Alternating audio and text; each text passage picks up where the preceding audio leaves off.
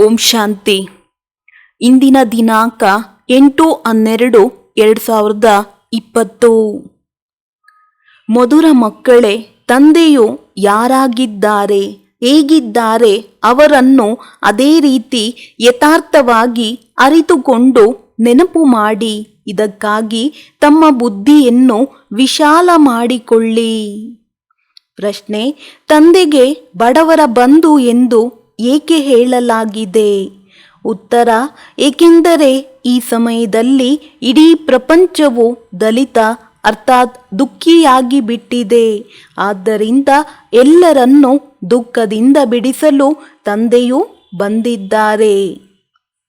ಬಾಕಿ ಯಾರ ಮೇಲೂ ದಯೆ ಬಂದು ವಸ್ತ್ರಗಳನ್ನು ಕೊಡುವುದು, ಹಣ ಇತ್ಯಾದಿಗಳನ್ನು ಕೊಟ್ಟು ಬಿಡುವುದು ಚಮತ್ಕಾರದ ಮಾತೇನಲ್ಲ.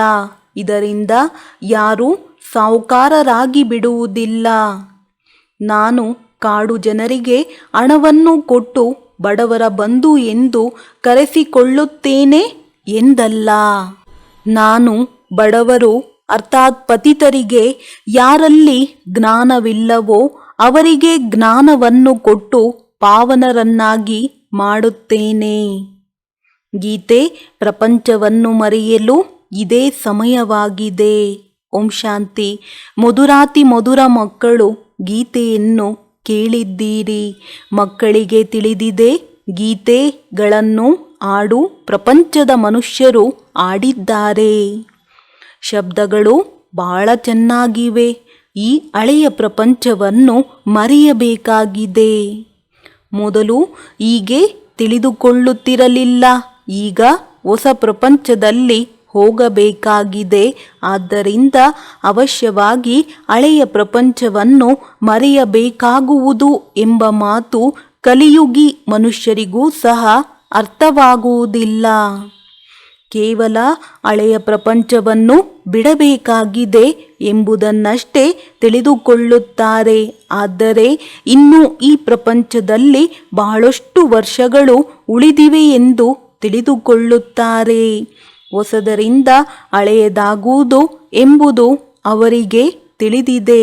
ಆದರೆ ಸೃಷ್ಟಿಯ ಕಾಲಾವಧಿಯನ್ನು ಬಹಳ ಉದ್ದವಾಗಿ ಬರೆದಿರುವ ಕಾರಣ ಮರೆತು ಹೋಗಿದ್ದಾರೆ. ಈಗ ಹೊಸ ಪ್ರಪಂಚವು ಸ್ಥಾಪನೆಯಾಗುತ್ತದೆ.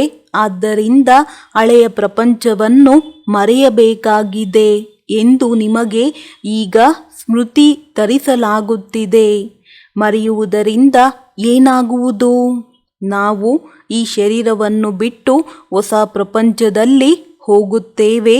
ಆದರೆ ಅಜ್ಞಾನ ಕಾಲದಲ್ಲಿ ಇಂತಹ ಮಾತುಗಳ ಅರ್ಥದ ಮೇಲೆ ಯಾರಿಗೂ ಗಮನ ಹರಿಯುವುದಿಲ್ಲ. ತಂದೆಯು ಯಾವ ಪ್ರಕಾರವಾಗಿ ತಿಳಿಸುತ್ತಾರೆಯೋ ಅದೇ ರೀತಿಯಲ್ಲಿ ಯಾರೂ ತಿಳಿಸುವವರಿಲ್ಲ.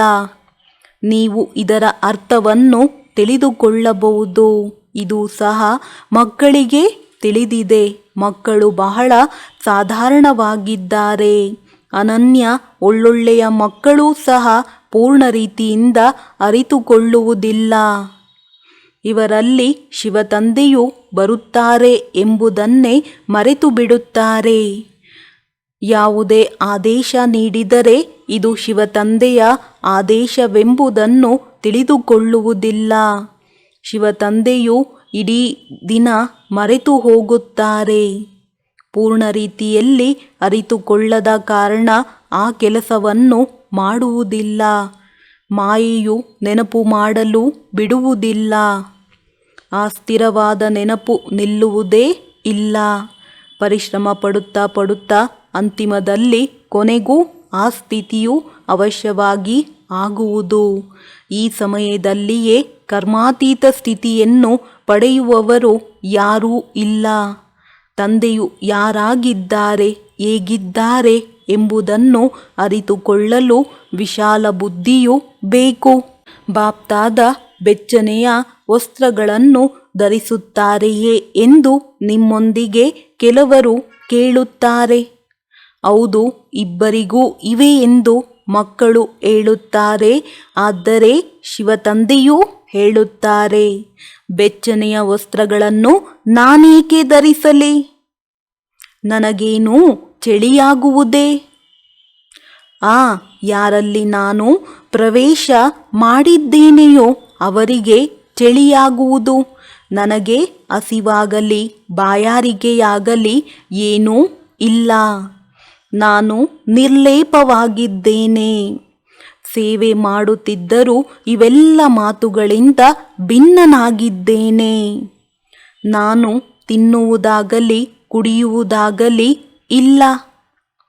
ಹೇಗೆ ಒಬ್ಬ ಸಾಧುವೂ ಸಹ ನಾನು ಏನನ್ನೂ ತಿನ್ನುವುದಿಲ್ಲ ಕುಡಿಯುವುದಿಲ್ಲವೆಂದು ಹೇಳುತ್ತಿದ್ದರು. ಅವರಾದರೆ ಕೃತಕ ವೇಷವನ್ನು ಧಾರಣೆ ಮಾಡಿದ್ದಾರೆ. ಅನೇಕರು ದೇವತೆಗಳ ಹೆಸರನ್ನು ಇಟ್ಟುಕೊಂಡಿದ್ದಾರೆ. ಮತ್ಯಾವುದೇ ಧರ್ಮದಲ್ಲಿ ದೇವತೆಗಳಾಗುವುದಿಲ್ಲ. ಇಲ್ಲಿ ಎಷ್ಟೊಂದು ಮಂದಿರಗಳಿವೆ. ಹೊರಗಡೆಯಂತೂ ಒಬ್ಬ ಶಿವತಂದೆಯನ್ನೇ ಒಪ್ಪುತ್ತಾರೆ. ಬುದ್ಧಿಯೂ ಸಹ ಹೇಳುತ್ತದೆ, ತಂದೆಯು ಒಬ್ಬರೇ ಆಗಿರುವರು, ಅವರಿಂದಲೇ ಆಸ್ತಿಯೂ ಸಿಗುತ್ತದೆ. ಈಗ ನೀವು ಮಕ್ಕಳ ಬುದ್ಧಿಯಲ್ಲಿದೆ, ಕಲ್ಪದ ಈ ಪುರುಷೋತ್ತಮ ಸಂಗಮ ಯುಗದಲ್ಲಿಯೇ ತಂದೆಯಿಂದ ಆಸ್ತಿಯೂ ಸಿಗುತ್ತದೆ. ಯಾವಾಗ ನಾವು ಸುಖಧಾಮಕ್ಕೆ ಹೋಗುತ್ತೇವೆಯೋ ಆಗ ಉಳಿದೆಲ್ಲರೂ ಶಾಂತಿಧಾಮದಲ್ಲಿರುತ್ತಾರೆ. ನಿಮ್ಮಲ್ಲಿಯೂ ಸಹ ಈ ತಿಳುವಳಿಕೆಯು ನಂಬರ್ ವಾರ್ ಇದೆ. ಒಂದು ವೇಳೆ ಜ್ಞಾನದ ವಿಚಾರಗಳಲ್ಲಿ ಇರುವುದೇ ಆದರೆ ಅವರ ಮಾತುಗಳೂ ಸಹ ಜ್ಞಾನಯುಕ್ತವಾಗಿರುತ್ತವೆ. ತಂದೆಯ ಮೂಲಕ ನೀವು ರೂಪಬಸಂತರಾಗುತ್ತಿದ್ದೀರಿ. ನೀವು ರೂಪವೂ ಆಗಿದ್ದೀರಿ ಮತ್ತು ಬಸಂತರೂ ಆಗಿದ್ದೀರಿ. ಪ್ರಪಂಚದಲ್ಲಿ ನಾವು ರೂಪಬಸಂತರಾಗುತ್ತಿದ್ದೇವೆ ಎಂಬ ಮಾತನ್ನು ಮತ್ಯಾರೂ ಹೇಳಲು ಸಾಧ್ಯವಿಲ್ಲ. ನೀವೀಗ ಓದುತ್ತಿದ್ದೀರಿ. ಅಂತಿಮ ಸಮಯದೊಳಗೆ ನಂಬರ್ ವಾರ್ ಪುರುಷಾರ್ಥದ ಅನುಸಾರ ಖಂಡಿತ ಓದುವಿರಿ. ಶಿವತಂದೆಯು ನವಾತ್ಮಗಳ ತಂದೆಯಲ್ಲವೇ? ಇದು ಸಹ ಹೃದಯಪೂರ್ವಕವಾಗಿ ಹೇಳುತ್ತೀರಲ್ಲವೇ? ಭಕ್ತಿ ಮಾರ್ಗದಲ್ಲಿ ಹೃದಯಕ್ಕೆ ನಾಟುವುದಿಲ್ಲ. ಆದರೆ ಇಲ್ಲಿ ತಂದೆಯು ನಮ್ಮವರೆಂದು ಹೃದಯಕ್ಕೆ ನಾಟುತ್ತದೆ. ನೀವಿಲ್ಲಿ ಸನ್ಮುಖದಲ್ಲಿ ಕುಳಿತಿದ್ದೀರಿ. ನಿಮಗೆ ತಿಳಿದಿದೆ, ತಂದೆಯು ಪುನಃ ಇದೇ ಸಮಯದಲ್ಲಿ ಬರುತ್ತಾರೆ. ಮತ್ಯಾವುದೇ ಸಮಯದಲ್ಲಿ ತಂದೆಯು ಬರುವ ಅವಶ್ಯಕತೆಯೇ ಇಲ್ಲ. ಸತ್ಯಯುಗದಿಂದ ಹಿಡಿದು ತ್ರೇತಾದವರೆಗೆ ಬರುವುದೇ ಇಲ್ಲ ಮತ್ತು ದ್ವಾಪರದಿಂದ ಕಲಿಯುಗದವರೆಗೂ ಸಹ ಅವರು ಬರುವುದೇ ಇಲ್ಲ. ಕಲ್ಪದ ಸಂಗಮಯುಗದಲ್ಲಿಯೇ ಬರುತ್ತಾರೆ. ತಂದೆಯು ಬಡವರ ಬಂಧುವಾಗಿದ್ದಾರೆ. ಅರ್ಥಾತ್ ಇಡೀ ಪ್ರಪಂಚದವರು ಯಾರು ದುಃಖಿ ಬಡವರಾಗಿ ಬಿಡುತ್ತಾರೆಯೋ ಅವರ ತಂದೆಯಾಗಿದ್ದಾರೆ. ಅವರ ಹೃದಯದಲ್ಲಿ ಏನಿರಬಹುದು? ನಾನು ಬಡವರ ಬಂಧುವಾಗಿದ್ದೇನೆ. ಎಲ್ಲರ ದುಃಖ ಅಥವಾ ಬಡತನವು ಕಳೆಯಲಿ, ಆದರೆ ಅದು ಜ್ಞಾನವನ್ನು ಬಿಟ್ಟರೆ ಮತ್ಯಾವುದರಿಂದಲೂ ಕಡಿಮೆಯಾಗಲು ಸಾಧ್ಯವಿಲ್ಲ. ವಸ್ತ್ರ ಇತ್ಯಾದಿಗಳನ್ನು ಕೊಡುವುದರಿಂದ ಯಾರೂ ಸಾಹುಕಾರರಾಗಿ ಬಿಡುವುದಿಲ್ಲ. ಬಲೆ ಬಡವರನ್ನು ನೋಡಿದಾಗ ಇವರಿಗೆ ವಸ್ತ್ರಗಳನ್ನು ಕೊಡೋಣವೆಂದು ಮನಸ್ಸಾಗಬಹುದು. ಏಕೆಂದರೆ ನಾನು ಬಡವರ ಬಂಧುವಾಗಿದ್ದೇನೆ ಎಂಬುದು ನೆನಪಿರುತ್ತದೆಯಲ್ಲವೇ? ಜೊತೆಗೆ ನಾನು ಕೇವಲ ಈ ಕಾಡು ಜನರಿಗಾಗಿ ಬಡವರ ಬಂಧುವಲ್ಲ. ಯಾರು ಸಂಪೂರ್ಣ ಪತಿತರಾಗಿದ್ದಾರೆಯೋ ಅವರಿಗೆ ನಾನು ಬಡವರ ಬಂಧುವಾಗಿದ್ದೇನೆ. ಅಂದರೆ ಅವರನ್ನು ಪಾವನರನ್ನಾಗಿ ಮಾಡುತ್ತೇನೆ. ನಾನು ಪತಿತ ಪಾವನನಾಗಿದ್ದೇನೆ. ಆದ್ದರಿಂದ ನಾನು ಬಡವರ ಬಂಧುವಾಗಿದ್ದೇನೆಂದು ವಿಚಾರ ನಡೆಯುತ್ತದೆ. ಆದರೆ ಹಣ ಇತ್ಯಾದಿಗಳನ್ನು ಹೇಗೆ ಕೊಡಲಿ? ಹಣ ಕೊಡುವವರಂತೂ ಪ್ರಪಂಚದಲ್ಲಿ ಅನೇಕರಿದ್ದಾರೆ. ಬಹಳಷ್ಟು ಹಣವನ್ನು ತೆಗೆದು ಅದನ್ನು ಅನಾಥಾಶ್ರಮಗಳಿಗೆ ಕಳುಹಿಸುತ್ತಾರೆ. ಏಕೆಂದರೆ ಅನಾಥರಿರುತ್ತಾರೆ, ಅರ್ಥಾತ್ ಅವರಿಗೆ ಯಾರೂ ಗತಿಯಿಲ್ಲ ಎಂಬುದು ತಿಳಿದಿರುತ್ತದೆ. ಅನಾಥರೆಂದರೆ ಬಡವರು. ನಿಮಗೂ ಸಹ ರೂಪಬಸಂತರಲ್ಲವೋ? ಅವರು ಬಡವರು ಅನಾಥರಾಗಿದ್ದಾರೆ. ಯಾರು ರೂಪಬಸಂತರಾಗಿದ್ದಾರೆಯೋ ಅವರಿಗೆ ಸನಾತರೆಂದು ಹೇಳಲಾಗುತ್ತದೆ. ಸಾಹುಕಾರರಿಗೆ ಸನಾತರೆಂತಲೂ ಬಡವರಿಗೆ ಅನಾಥರೆಂತಲೂ ಹೇಳಲಾಗುವುದು. ನಿಮ್ಮ ಬುದ್ಧಿಯಲ್ಲಿದೆ ಎಲ್ಲರೂ ಬಡವರಾಗಿದ್ದಾರೆ, ಅವರಿಗೆ ಏನಾದರೂ ಕೊಡಬೇಕಾಗಿದೆ.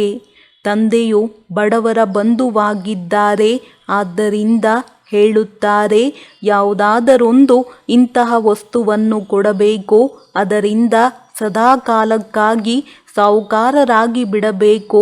ಬಾಕಿ ಈ ವಸ್ತ್ರ ಇತ್ಯಾದಿಗಳನ್ನು ಕೊಡುವುದು ಸಾಮಾನ್ಯ ಮಾತಾಗಿದೆ. ಅದರಲ್ಲೂ ನಾವೇಕೆ ಬೀಳಬೇಕು? ನಾವಂತೂ ಅವರನ್ನು ಅನಾಥರಿಂದ ಸನಾತರನ್ನಾಗಿ ಮಾಡಬೇಕು. ಬಲೆ ಯಾರೆಷ್ಟಾದರೂ ಪದಮಾಪತಿಯಾಗಿರಬಹುದು, ಆದರೆ ಅದೆಲ್ಲವೂ ಅಲ್ಪಕಾಲಕ್ಕಾಗಿ ಇದೆ. ಈ ಪ್ರಪಂಚವೇ ಅನಾಥರ ಪ್ರಪಂಚವಾಗಿದೆ. ಬಲೆ ಧನವಂತರಿದ್ದಾರೆ, ಅದು ಅಲ್ಪಕಾಲಕ್ಕಾಗಿ. ಸತ್ಯಯುಗದಲ್ಲಿ ಸದಾ ಸನಾತರಾಗಿರುತ್ತಾರೆ. ಅಲ್ಲಿ ಹೀಗೆ ಕರ್ಮವು ಕುಟುಕುವುದಿಲ್ಲ. ಇಲ್ಲಿ ಎಷ್ಟೊಂದು ಬಡವರಿದ್ದಾರೆ.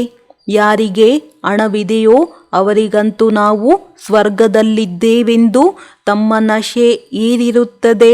ಆದರೆ ಇಲ್ಲ, ಇದನ್ನು ನೀವು ತಿಳಿದುಕೊಂಡಿದ್ದೀರಿ. ಈ ಸಮಯದಲ್ಲಿ ಮನುಷ್ಯರ್ಯಾರೂ ಸನಾತರಿಲ್ಲ, ಎಲ್ಲರೂ ಅನಾಥರಾಗಿದ್ದಾರೆ.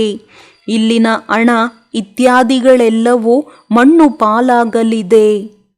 ನಮ್ಮ ಬಳಿ ಇಷ್ಟು ಹಣವಿದೆ, ಅದನ್ನು ನಮ್ಮ ಮಕ್ಕಳು ಮೊಮ್ಮಕ್ಕಳು ತಿನ್ನುತ್ತಾ ಇರುತ್ತಾರೆ. ಪರಂಪರೆಯವರೆಗೆ ನಡೆಯುತ್ತದೆ. ಮನುಷ್ಯರು ತಿಳಿಯುತ್ತಾರೆ, ಆದರೆ ಇದು ನಡೆಯುವುದಿಲ್ಲ. ಇದೆಲ್ಲವೂ ವಿನಾಶವಾಗಿ ಬಿಡುವುದು. ಆದ್ದರಿಂದ ನಿಮಗೆ ಈ ಇಡೀ ಹಳೆಯ ಪ್ರಪಂಚದೊಂದಿಗೆ ವೈರಾಗ್ಯವಿದೆ. ನೀವು ತಿಳಿದುಕೊಂಡಿದ್ದೀರಿ ಹೊಸ ಪ್ರಪಂಚಕ್ಕೆ ಸ್ವರ್ಗವೆಂದು, ಹಳೆಯ ಪ್ರಪಂಚಕ್ಕೆ ನರಕವೆಂದು ಹೇಳಲಾಗುತ್ತದೆ.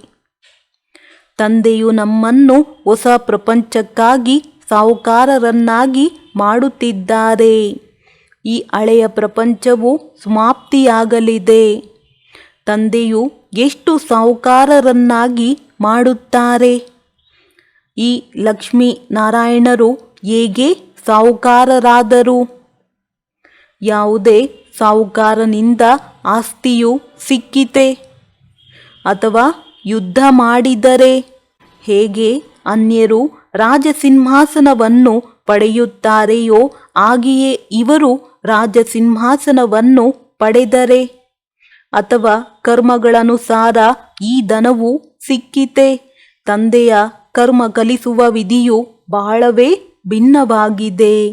ಕರ್ಮ ಅಕರ್ಮ ವಿಕರ್ಮದ ಶಬ್ದವು ಸಹ ಸ್ಪಷ್ಟವಾಗಿದೆಯಲ್ಲವೇ? ಶಾಸ್ತ್ರಗಳಲ್ಲಿ ಕೆಲವು ಶಬ್ದಗಳಿವೆ. ಹಿಟ್ಟಿನಲ್ಲಿ ಉಪ್ಪಿನಷ್ಟು ಉಳಿದುಕೊಳ್ಳುತ್ತಾರೆ. ಇಷ್ಟು ಕೋಟ್ಯಾಂತರ ಮನುಷ್ಯರಲ್ಲಿ ಇವರಲ್ಲಿ ಕೇವಲ 9 ಲಕ್ಷ ಮಾತ್ರವೇ ಉಳಿಯುತ್ತಾರೆ ಅಂದಾಗ ಕಾಲು ಭಾಗವೂ ಆಗಲಿಲ್ಲ. ಇದಕ್ಕೆ ಹಿಟ್ಟಿನಲ್ಲಿ ಉಪ್ಪಿನಷ್ಟು ಎಂದು ಹೇಳಲಾಗುತ್ತದೆ. ಪ್ರಪಂಚವೆಲ್ಲವೂ ವಿನಾಶವಾಗಿ ಬಿಡುತ್ತದೆ. ಸಂಗಮಯುಗದಲ್ಲಿ ಬಹಳ ಕೆಲವರೇ ಇರುತ್ತಾರೆ. ಕೆಲವರು ಮೊದಲೇ ಶರೀರವನ್ನು ಬಿಟ್ಟು ಹೋಗುತ್ತಾರೆ. ಅವರು ಮತ್ತೆ ಆಹ್ವಾನ ಮಾಡುತ್ತಾರೆ. ಹೇಗೆ ಮೊಘಲರ ಕನ್ಯೆ ಇದ್ದರು, ಬಹಳ ಒಳ್ಳೆಯವರಾಗಿದ್ದರು ಅಂದ ಮೇಲೆ ಅವರು ಒಳ್ಳೆಯ ಮನೆಯಲ್ಲಿಯೇ ಜನ್ಮ ಪಡೆದಿರಬೇಕು.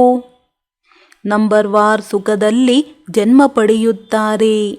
ಅವರು ಸುಖವನ್ನು ನೋಡಬೇಕಾಗಿದೆ, ಸ್ವಲ್ಪ ದುಃಖವನ್ನು ನೋಡಬೇಕಾಗಿದೆ. ಯಾರದು ಕರ್ಮಾತೀತ ಸ್ಥಿತಿಯಾಗಿಲ್ಲ, ಬಹಳ ಸುಖಿ ಮನೆಯಲ್ಲಿ ಹೋಗಿ ಜನ್ಮ ಪಡೆಯುತ್ತಾರೆ. ಇಲ್ಲಿ ಯಾವುದು ಸುಖಿ ಮನೆ ಇಲ್ಲವೆಂದು ತಿಳಿದುಕೊಳ್ಳಬೇಡಿ.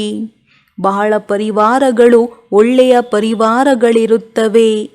ತಂದೆಯು ಬ್ರಹ್ಮ ನೋಡಿದ್ದಾರೆ. ಒಂದೇ ಮನೆಯಲ್ಲಿ ಸೊಸೆಯಂದಿರು ಪರಸ್ಪರ ಶಾಂತಿಯಲ್ಲಿ ಅನ್ಯೋನ್ಯವಾಗಿ ಇರುತ್ತಾರೆ. ಎಲ್ಲರೂ ಜೊತೆಯಲ್ಲಿ ಭಕ್ತಿ ಮಾಡುತ್ತಾರೆ, ಗೀತೆಯನ್ನು ಓದುತ್ತಾರೆ. ತಂದೆಯು ಅವರೊಂದಿಗೆ ಕೇಳಿದರು, ಇಷ್ಟೊಂದು ಮಂದಿ ಒಟ್ಟಿಗೆ ಇರುತ್ತೀರಿ, ನಿಮ್ಮಲ್ಲಿ ಜಗಳವಾಗುವುದಿಲ್ಲವೇ? ಅವರು ಹೇಳಿದರು, ಇಲ್ಲ, ನಮ್ಮ ಬಳಿಯಂತೂ ಸ್ವರ್ಗವಿದೆ.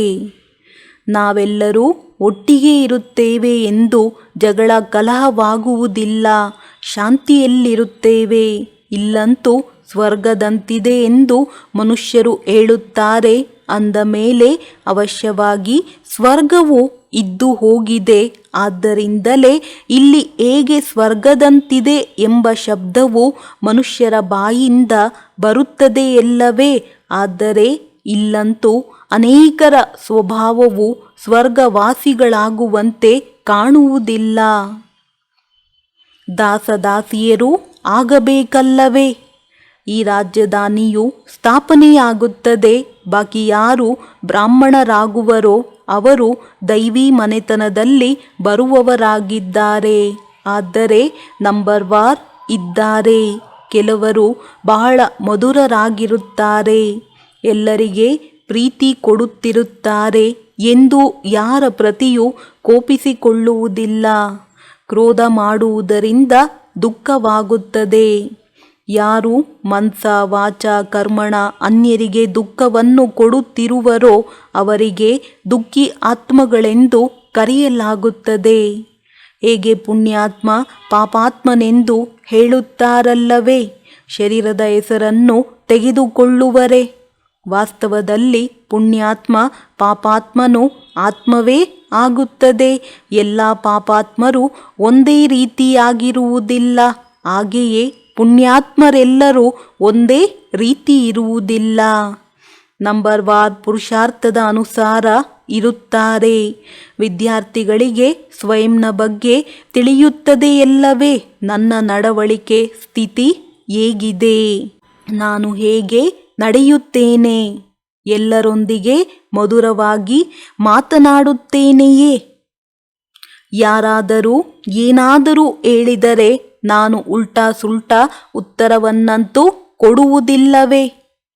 ಬಾಬಾ ಮಕ್ಕಳ ಮೇಲೆ ಕೋಪ ಬಂದು ಬಿಡುತ್ತದೆ ಎಂದು ಕೆಲವರು ತಂದೆಗೆ ಹೇಳುತ್ತಾರೆ. ಅದಕ್ಕೆ ತಂದೆಯೂ ತಿಳಿಸುತ್ತಾರೆ, ಮಕ್ಕಳೇ, ಎಷ್ಟು ಸಾಧ್ಯವೋ ಅಷ್ಟು ಪ್ರೀತಿಯಿಂದ ಕೆಲಸ ತೆಗೆದುಕೊಳ್ಳಿ. ಚಿಕ್ಕ ಮಕ್ಕಳನ್ನು ಸುಧಾರಣೆ ಮಾಡಲು ಕಿವಿ ಹಿಡಿದುಕೊಳ್ಳುತ್ತಾರೆ. ಕೃಷ್ಣನನ್ನು ತೋರಿಸುತ್ತಾರಲ್ಲವೇ? ಅವನನ್ನು ಹಗ್ಗದಿಂದ ಕಟ್ಟಿಹಾಕಿದರು. ಇದು ಸಹ ಇಲ್ಲಿಯ ಮಾತಾಗಿದೆ. ಚಿಕ್ಕ ಮಕ್ಕಳು ಚಂಚಲವಾಗಿದ್ದರೆ ವೃಕ್ಷಕ್ಕೆ ಅಥವಾ ಮಂಚಕ್ಕೆ ಕಟ್ಟಿ ಹಾಕಿರಿ, ಆದರೆ ಪೆಟ್ಟು ಕೊಡಬೇಡಿ. ಇಲ್ಲವೆಂದರೆ ಅವರೂ ಸಹ ಅದನ್ನೇ ಕಲಿತು ಬಿಡುತ್ತಾರೆ. ಆದ್ದರಿಂದ ಅವರನ್ನು ಕಟ್ಟಿ ಹಾಕುವುದು ಸರಿಯಾಗಿದೆ. ಮಕ್ಕಳು ಸಹ ದೊಡ್ಡವರಾದ ಮೇಲೆ ತಂದೆ ತಾಯಿಯನ್ನು ಕಟ್ಟಿ ಹಾಕುತ್ತಾರೆಂದಲ್ಲ. ಇದು ಕೇವಲ ಮಕ್ಕಳಿಗೆ ಶಿಕ್ಷಣ ಕೊಡುವುದಾಗಿದೆ. ಬಹಳ ತೊಂದರೆ ಕೊಟ್ಟರೆ ಕಿವಿಯನ್ನು ಹಿಡಿದುಕೊಳ್ಳಿ. ಕೆಲವು ಮಕ್ಕಳು ಒಮ್ಮೆಲೆ ಉಸಿರು ಕಟ್ಟಿಸಿ ಬಿಡುತ್ತಾರೆ. ನಿರ್ಮೋಹಿಗಳು ಸಹ ಆಗಬೇಕಾಗಿದೆ. ಇದನ್ನಂತೂ ನೀವು ಮಕ್ಕಳು ತಿಳಿದುಕೊಂಡಿದ್ದೀರಿ. ನಾವು ಲಕ್ಷ್ಮೀ ನಾರಾಯಣರಾಗಬೇಕಾಗಿದೆ. ಗುರಿ ದೇಹವು ನಿಮ್ಮ ಸನ್ಮುಖದಲ್ಲಿದೆ. ಇದು ಎಷ್ಟು ಶ್ರೇಷ್ಠ ಗುರಿ ದೇಹವಾಗಿದೆ. ಓದಿಸುವವರೂ ಸಹ ಶ್ರೇಷ್ಠರಲ್ಲವೇ? ಸರ್ವಗುಣ ಸಂಪನ್ನ ಸೋಲಾಕಲ ಸಂಪೂರ್ಣ ಎಂದು ಎಷ್ಟೊಂದು ಶ್ರೀಕೃಷ್ಣನ ಮಹಿಮೆ ಮಾಡುತ್ತಾರೆ. ಆದರೆ ಈಗ ನೀವು ಮಕ್ಕಳು ತಿಳಿದುಕೊಂಡಿದ್ದೀರಿ, ನಾವಂತೂ ಆ ರೀತಿಯಾಗುತ್ತಿದ್ದೇವೆ. ಅಂತಹ ಶ್ರೇಷ್ಠರಾಗುವುದಕ್ಕಾಗಿಯೇ ನೀವು ಇಲ್ಲಿ ಬಂದಿದ್ದೀರಿ. ನಿಮ್ಮದು ಇದು ನರನಿಂದ ನಾರಾಯಣನಾಗುವ ಸತ್ಯನಾರಾಯಣನ ಕಥೆಯಾಗಿದೆ. ಅಮರಪುರಿಗೆ ಹೋಗುವ ಅಮರ ಕಥೆಯಾಗಿದೆ. ಆದರೆ ಈ ಮಾತುಗಳನ್ನು ಸನ್ಯಾಸಿ ಮೊದಲಾದವರು ತಿಳಿದುಕೊಳ್ಳುವುದಿಲ್ಲ. ಯಾವುದೇ ಮನುಷ್ಯ ಮಾತ್ರರಿಗೆ ಜ್ಞಾನಸಾಗರ ಅಥವಾ ಪತಿತ ಪಾವನನೆಂದು ಹೇಳುವುದಿಲ್ಲ. ಇಡೀ ಸೃಷ್ಟಿಯೇ ಪತಿತವಾಗಿದೆ ಅಂದ ಮೇಲೆ ನಾವು ಪತಿತ ಪಾವನರೆಂದು ಯಾರಿಗೆ ಹೇಳುವುದು? ಇಲ್ಲಿ ಯಾರೊಬ್ಬರೂ ಪುಣ್ಯಾತ್ಮರಿಲ್ಲ. ಇದು ಪತಿತ ಪ್ರಪಂಚವಾಗಿದೆ. ಶ್ರೀಕೃಷ್ಣನು ಮೊಟ್ಟ ಮೊದಲಿಗನಾಗಿದ್ದಾನೆ.